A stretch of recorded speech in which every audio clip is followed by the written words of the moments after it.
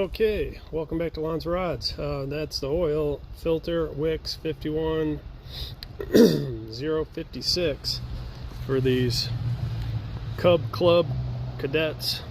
If you're in the Cub Club, you know.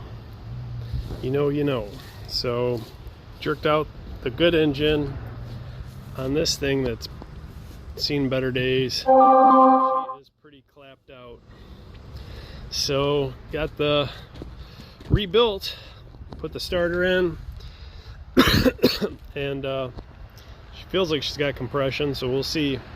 Gonna button her up and see if I can get her to fire over. One day overhaul. Took the engine, tore it down, she was blown, took the starter off, put it on this one, Swuuee. Thanks, like and subscribe to Lon's Rods. Have a good one. Later.